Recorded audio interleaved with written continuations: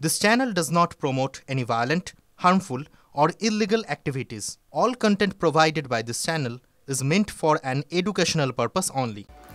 নমস্কার, দেখছেন TV9 বাংলা। আপনাদের সঙ্গে রয়েছি আমি তন্নিষ্ঠা। এই মুহূর্তে যে খবর দেব আপনাদের, হিন্দুরা বুথে গেলে নরেন্দ্র মোদী ছাড়া কারো কথা মাথায় আসবে না জানি। ফিরহাদ হাকিম একটি ধর্মকে খুশি করতেই কথা বলেন।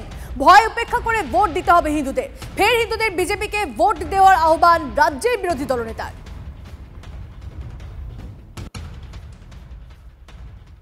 তিনি যে সমস্ত বচন ভাষণ দেন সেটা একটা পার্টিকুলার কমিউনিটি বা উনি যে ধর্মে বিশ্বাস করেন সেই ধর্মকে খুশি করার জন্য। উনি তো সকলের মহানাগরিক বা সকলের মন্ত্রী হতে পারেননি। উনি স্বপ্ন দেখতে থাকুন। স্বপ্ন অরবিন্দ কেজরিওয়ালও দেখতো। 27 বছর লেগেছে যেতে। 100 জন হিন্দুর মধ্যে 90 জনকে বাড়ি থেকে বেরিয়ে এসে ভোটটা করতে হবে। আপনারা ভোট দিতে আসেন না, আপনারা ভোট দিতে বেরোতে হবে, হাই রেঞ্জ থেকে নামতে হবে, বোমা বন্দুক ভয় ভীতিকে উপেক্ষা করতে হবে। তারপরে ভিতরে গিয়ে আপনি কি করবেন সেটা আমরা জানি, তার জন্য বলতে হবে না। আপনি ভোট কেন্দ্রে গেলে, ইভিএম এর কাজ অবধি গেলে, আপনি আমার বিশ্বাস নরেন্দ্র মোদী ছাড়া কারোর কথা আপনার মাথায় আসবে না। আপনাদেরকে জানিয়ে রাখি, বক্তব্য শোনালাম শুভেন্দু অধিকারী। তিনি স্পষ্টই বলছেন ফিরহাদ হাকিম একটি ধর্মকে খুশি করতেই কথা বলে। ভয় উপেক্ষা করে ভোট দিতে হবে হিন্দুদের। ফের হিন্দুদের বিজেপিকে ভোট দেওয়ার আহ্বান রাজ্যের বিরোধী দলনেতার। হিন্দুরা বুথে গেলে নরেন্দ্র মোদী ছাড়া কারো কথা মাথায় আসবে না জানি। ফিরহাদ হাকিম একটি ধর্মকে খুশি করতেই কথা বলেন। সামনের বছর, আগামী বছর বিধানসভা ভোট এবং তার আগে প্রেক্ষাপট প্রস্তুত হচ্ছে। ভয় উপেক্ষা করে ভোট দিতে হবে হিন্দুদের। ফের হিন্দুদের বিজেপিকে ভোট দেওয়ার আহ্বান রাজ্যের বিরোধী দলনেতার। আর একবার শোনাই শুভেন্দু অধিকারী বক্তব্য। তিনি যে সমস্ত বচন ভাষণ দেন সেটা একটা পার্টিকুলার কমিউনিটি বা উনি যে ধর্মে বিশ্বাস করেন সেই ধর্মকে খুশি করার জন্য। উনি তো সকলের মহানাগরিক বা সকলের মন্ত্রী হতে পারেননি। উনি স্বপ্ন দেখতে থাকুন। স্বপ্ন অরবিন্দ কেজরিওয়ালও দেখতো। 27 বছর লেগেছে যেতে। 100 জন হিন্দুর মধ্যে 90 জনকে বাড়ি থেকে বেরিয়ে এসে ভোটটা করতে হবে। আপনারা ভোট দিতে আসেন না, আপনারা ভোট দিতে বেরোতে হবে, হাই রেঞ্জ থেকে নামতে হবে, বোমা বন্দুক ভয় ভীতিকে উপেক্ষা করতে হবে। তারপরে ভিতরে গিয়ে আপনি কি করবেন সেটা আমরা জানি, তার জন্য বলতে হবে না। আপনি ভোট কেন্দ্রে গেলে, ইভিএম এর কাজ অবধি গেলে, আপনি আমার বিশ্বাস নরেন্দ্র মোদী ছাড়া কারোর কথা আপনার মাথায় আসবে না। তৃণমূল মুখপাত্র তন্ময় ঘোষ এই মুহূর্তে আমাদের সঙ্গে রয়েছেন। তন্ময় বাবু, হিন্দুরা বুথে গেলে নরেন্দ্র মোদী ছাড়া কারো কথা মাথায় আসবে না। ফিরহাদ হাকিম একটি ধর্মকে খুশি করতেই কথা বলেন, বলছেন শুভেন্দু অধিকারী। না, নরেন্দ্র মোদী কে? নরেন্দ্র মোদী হিন্দু ধর্মের কে? আমি আগে এটা জানতে চাই শুভেন্দু অধিকারীর থেকে। নরেন্দ্র মোদী কি শঙ্করাচার্য? নরেন্দ্র মোদী হিন্দু ধর্মের কোন ধর্মগুরু? নরেন্দ্র মোদী একটি রাজনৈতিক দলের একজন নেতৃত্ব এবং আমাদের দেশের মাননীয় প্রধানমন্ত্রী। তো নরেন্দ্র মোদী হিন্দুরা গেলে মুখ হিসাবে আসবে। উনি কি করতে চাইছেন, ওনার রাজনৈতিক চিন্তা ভাবনা, আমি অনেকদিন আগেই বলেছি শুভেন্দুবাবু রাজনীতি ছেড়ে ধর্মগুরু হিসাবে যোগ দিন। ওনার রাজনৈতিক চিন্তা ভাবনার সমস্যা হচ্ছে মাননীয় প্রধানমন্ত্রী নরেন্দ্র মোদী, তিনি 140 কোটি মানুষের প্রধানমন্ত্রী। তো বাকিদের মুখ আসবে না, তার মুখ আসবে। তাহলে তার সবকা সাথ সবকা বিকাশ, এই কথা যে নরেন্দ্র মোদী বলেছেন, এখন বিজেপিকে ঠিক করতে হবে নরেন্দ্র মোদী বড় নেতা না শুভেন্দু অধিকারী বড় নেতা। কার কথা শুনে বিজেপির লোকজন বলবে? বাংলার মানুষ এইসবে বিশ্বাস করে না। আপনারা সদ্য শেষ হওয়া উপনির্বাচনে দেখেছেন 2021-এর থেকে বিজেপির হিন্দু ভোট 2% কমেছে 2024-এর লোকসভা নির্বাচনে, আর 2024-এর থেকে 2025-এর উপনির্বাচনে আরো 2% কমেছে। যত ওরা এই বিভাজনের রাজনীতি করবে, এই প্রগতিশীল বাংলার মানুষ তত বিজেপিকে আস্থা করে ফেলে দেবে। বেশ, অনেক ধন্যবাদ আপনার প্রতিক্রিয়ার জন্য। আর এই নিয়ে ফিরহাদ হাকিম তিনি কি বলছেন শুনুন। যতক্ষণ না ওরা মানুষের ভোট ভাববে, যতক্ষণ সম্প্রদায়ের ভোট ভাববে, ততক্ষণ বিজেপির সাফল্য কোনোদিন আসবে না। যেদিন ভোটটাকে মানুষের ভোট ভাববে, মানুষ ভোট দিচ্ছে, ভোটার ভোট দিচ্ছে, সেদিন সাফল্য আসবে। যতদিন তারা সংখ্যালঘু সংখ্যাগুরু ধর্মের ভিত্তিতে ভোট হবে, ততদিন বাংলায় সাফল্য পাবে না। মুসলিমদের ভোটার বানিয়ে রাখার রাজনীতি করেন ফিরহাদরা। মুসলিমদের মনুষ্যত্বের মর্যাদা দেন না ওরা। সংখ্যালঘু ভোট পাওয়ার কোনো আবেদন করিনি, মুসলিমদের ভোট ছাড়াই তৃণমূলের বিসর্জন দেবে বিজেপি, মন্তব্য বিজেপির রাজ্য সভাপতি শ্রমিক ভট্টাচার্যের। আমি তো সংখ্যালঘু ভোট পাওয়ার জন্য কোনো আবেদন করিনি। ববি হাকিমদের রাজনীতি মুসলমানকে মুসলমান বানিয়ে রাখার রাজনীতি, মুসলমানকে মনুষ্যত্বের মর্যাদা না দিয়ে তাদের ভোটার বানিয়ে রাখার রাজনীতি। আমরা বলেছি যদি মুসলিম ভাইরা আমাদের ভোট নাও দেন তাহলেও আমরা পশ্চিমবঙ্গের তৃণমূল কংগ্রেসের বিসর্জন ঘটিয়ে দেবো, কিন্তু মুসলমানদের চিন্তা করতে বলেছি এটাই। পশ্চিমবঙ্গে যারা এই মুসলিমদের সেন্টিমেন্ট নিয়ে, তাদের ব্লক ভোট নিয়ে রাজনীতি করেন, তারা একবার চিন্তা করুন যে তাদের বাড়িতে সন্তান সন্ততির সংখ্যা কত, আর নেতা যারা আছে এদের সন্তান সন্ততির সংখ্যা কত, আর কোথায় পড়াশোনা করেছে, কে তাদের ছেলে মেয়েদের মাদ্রাসায় পাঠিয়েছে, একজন মুসলমান নেতার নাম বলুন। সুতরাং ভোটের সময় তাদের কথা মনে পড়বে, ভোটের সময় মাথায় ফেজ টুপি পরে তারা পৌঁছে যাবে, তো চলবে না। এর আগেও শ্রমিক ভট্টাচার্য, শুভেন্দু অধিকারী কিছু বক্তব্য রেখেছিলেন। বিজেপির লড়াই মুসলিমদের বিরুদ্ধে নয়, সবার উন্নয়নই লক্ষ্য। বঙ্গ বিজেপির হাল ধরেই বার্তা দিয়েছেন শ্রমিক ভট্টাচার্য। এদিকে ভাবের ঘরে চুরি করি না, মুসলিমরা আমাদের ভোট দেয় না, পাল্টা দাবি শুভেন্দুর। হিন্দুরা ভাবের ঘরে বসে চুরি আমি করি না, হিন্দুরা মেনে করেছে, জিততে পারতাম না। 1,10,000-এর মধ্যে 1,09,600 হিন্দুর ভোট পেয়েছে। আমি যে অন্যদের ভোট চাই না তা নয়, পাই না, এটা কঠিন বাস্তব। বিজেপির লড়াই কোনো মুসলমানের বিরুদ্ধে নয়।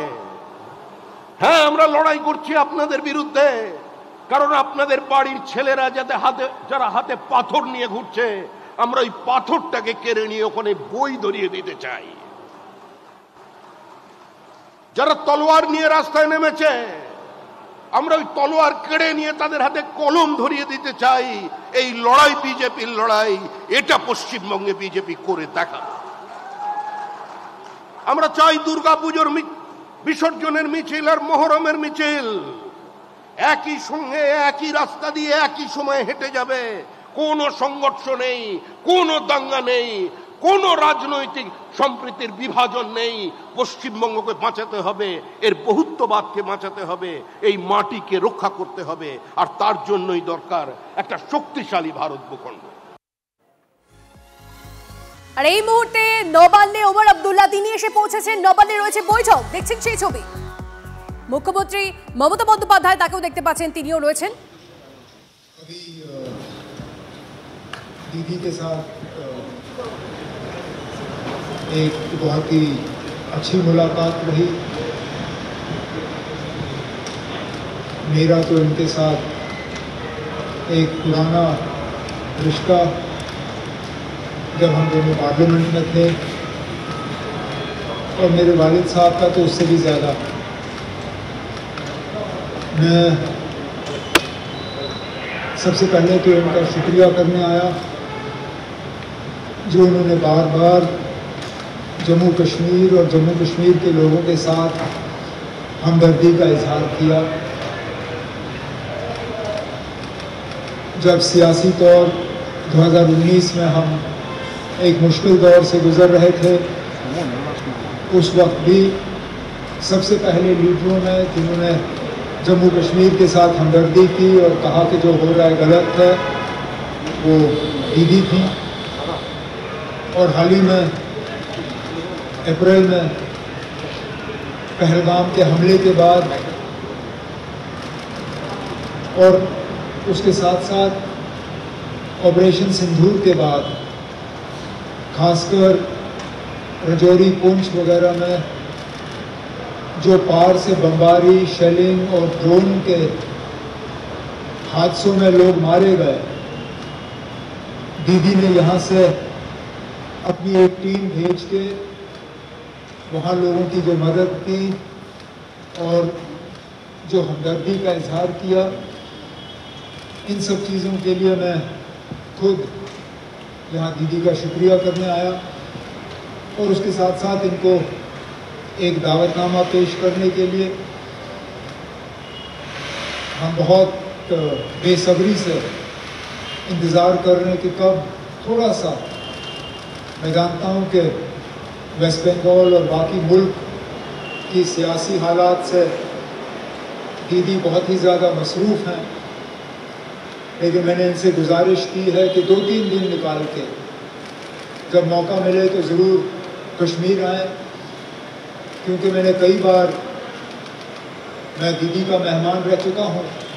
अब मैं चाहता हूँ कि ये आएँ और हमारा जो है हमारे मेहमान बने। इसके साथ साथ दीदी के साथ मिलके हमारी कोशिश है कि जम्मू कश्मीर और वेस्ट बंगाल हम और ज़्यादा करीबी से काम करें, चाहे वो इंडस्ट्रियलाइजेशन के सिलसिले में हो, चाहे ट्रेड के सिलसिले में हो, और ख़ासकर टूरिज़म के सिलसिले में। हम चाहते हैं कि ज़्यादा से ज़्यादा वेस्ट बंगाल से टूरिस्ट जो हैं वो जम्मू कश्मीर आएँ, और उनका ख्याल रखना और उनका इंतज़ाम करना वो हमारी ज़िम्मेदारी है। तो यही आज मैंने दीदी से थोड़ा सा वक्त मांगा और इनसे मुलाकात की, मुल्क के बारे में हमने बात की और जम्मू कश्मीर और वेस्ट बंगाल के और करीबी रिश्तों के बारे में। ठीक, थैंक यू। Thank you. भाई उमर अब्दुल्ला ने जो बताया, मैं पहले कश्मीरी जो हमारा जम्मू कश्मीर का भाई बहन है, बुजुर्गों, दोस्तों सब है, हम सबको हमारा वेस्ट बंगाल की ओर से शुभकामना देनी चाहूँगी। और उन्होंने तकलीफ उठा के पहलगाम के इंसिडेंट का बाद भी इधर में आने का कोशिश किया है और मेरे को भी दावत दिया है उधर में मेहमान मान के जाने के लिए। हम इसको एक्सेप्ट किया है। After puja festival I will try to be there. और जो बात है कि हम कश्मीर को पूरा मदद करने के लिए तैयार है।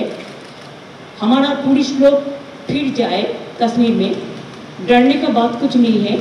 उमर जी तो बोल दिया कि इंतजाम वो लोग करेंगे, सिक्योरिटी बात भी वो लोग देखेंगे। साथ साथ में गवर्नमेंट ऑफ इंडिया को भी देखना है जो टूरिस्ट जाएगा कि कश्मीर हमारा इतना अच्छा जगह है, इतना सुंदर जगह है, उधर में जाने और टूरिस्ट चाहते हैं पूरा इंडिया से, उसको जाने का इंतजाम करें, उसको सिक्योरिटी दे। कि उमर अब्दुल्ला के पास सिक्योरिटी नहीं है, वो सिक्योरिटी है गवर्नमेंट ऑफ इंडिया के पास। उसको सुरक्षित रखने के लिए उसका निरापत्ता जो है, उसको और इंटरनल सिक्योरिटी जो है, बॉर्डर पे सिक्योरिटी है, ये सेंट्रल गवर्नमेंट का हाथ पे है।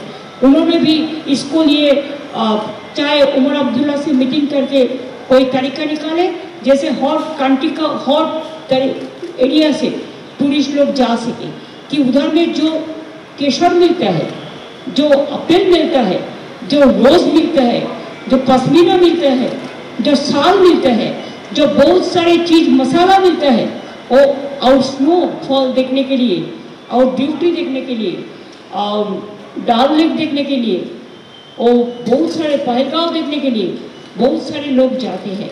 अगर वैष्णो माता को भी जाते हैं तो पहलगाम से ही जाते हैं। तो इसी के लिए वो हमारा देश का एक बहुत अच्छा और सच्चा जगह है, सुंदर जगह है। I am a great fan of Kashmir. I love Kashmir, and it is my heart-pounding love to all my Kashmiri brothers and sisters. We will work together from our tourism department, from our technical education department, and I will request the industrialists and the tourism sector to have some more with government to government, Kashmir government and West Bengal government to do it together, so that they can come to our state. We can go to their state, and also there must be some cultural exchange program also, because our film Tollywood is very good, like Bollywood, Tollywood. They must go to Kashmir for their film matter, and also their cultural group is very good. Their dancing, their dance, their music, it is really very, very beautiful. And Kashmiri ladies, they are always in my heart. We love them very much. So let them come also to join our Puja festival program. I am inviting from now, we will send later on. And also the 15th August program also, we will invite them. 26th January program also, we will invite them. Let them enjoy Bengal. Bengal enjoy Kashmir. Thank you so much. Jai Hind. জয় হিন্দ। এই মুহূর্তে বক্তব্য রাখছিলেন মুখ্যমন্ত্রী মমতা বন্দ্যোপাধ্যায় এবং ওমর আবদুল্লাহ, জম্মু কাশ্মীরের মুখ্যমন্ত্রী, তিনিও সেখানে দাঁড়িয়েছিলেন, আপনারা দেখলেন, এবং এরপরে বৈঠক রয়েছে এমনটাই জানা যাচ্ছে। তারপর মুখ্যমন্ত্রী মমতা বন্দ্যোপাধ্যায় যেমনটা জানালেন, বারবার করে বার্তা দিলেন কাশ্মীরকে খুব ভালোবাসি এবং কাশ্মীরে উপযুক্ত নিরাপত্তা দেওয়ার দায়িত্ব কেন্দ্রের, সমস্তটাই জানালেন মুখ্যমন্ত্রী মমতা বন্দ্যোপাধ্যায়। বক্তব্য রাখছিলেন তিনি, সরাসরি দেখাচ্ছিলাম আমরা।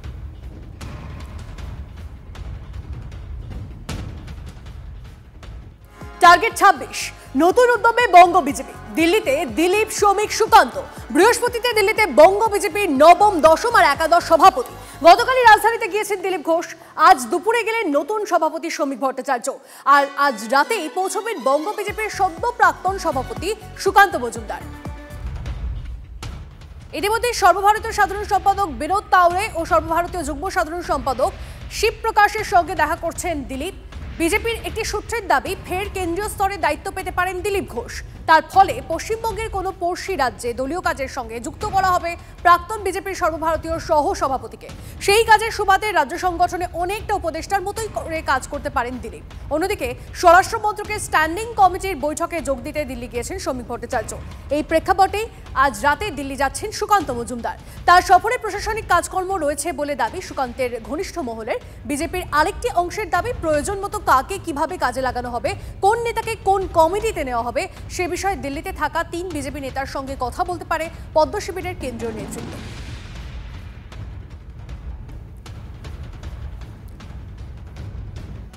এদিকে দিলীপ ঘোষ দিল্লিতে গিয়ে কি বললেন সেটা ইন্টারেস্টিং। দেখুন, দিল্লিতে গিয়ে সুকান্ত জামানাকে নিশানা করছেন দিলীপ ঘোষ। পার্টির মিটিংয়ে চেয়ারই দেওয়া হতো না। গতকাল বিস্ফোরক অভিযোগ করেন বঙ্গ বিজেপির প্রাক্তন সভাপতি। পার্টি ছাড়াতে অনেক চেষ্টা করেছে, যে পার্টি দাঁড় করিয়েছে সে পার্টি ছাড়বে কেন? পার্টি ছাড়িয়ে নেওয়ার চেষ্টা করলে তখন লড়বে, মন্তব্য বিজেপির প্রাক্তন রাজ্য সভাপতি। আজকে পার্টির মিটিং আমাকে চেয়ারই দেওয়া হতো না, আমি তো কাজ করেছি, আমি পার্টি ছেড়ে চলে যাইনি। যারা আমাকে পার্টি ছাড়াতে চেয়েছিল অনেকজন, তারা খুব চেষ্টা করেছিল। দিলীপ ঘোষ ছাড়বে কখনো বলেনি।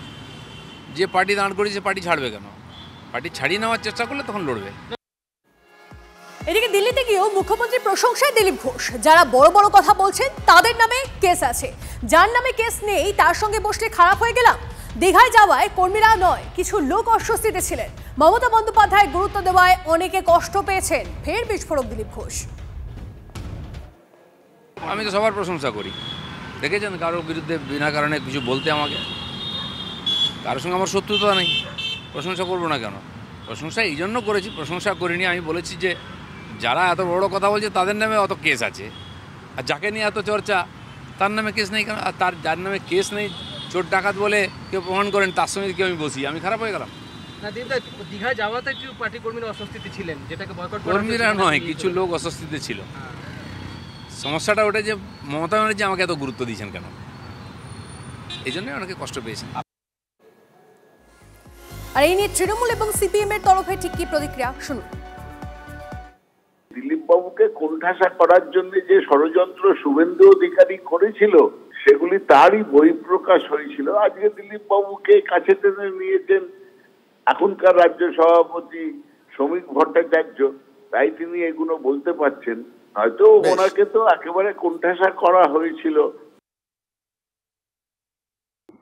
নতুন প্রশংসা দিল্লি থেকে কি দরকার? মোদি যখন কলকাতায় এসছে, মমতাজি প্রশংসা করেনি? এ তো এক স্যালাড খাও, তাতে দেখবে গাজরও থাকে, মূলও থাকে, পেঁয়াজও থাকে। সেরকম বিজেপিও আছে, তৃণমূলও আছে, একই বাড়িতে।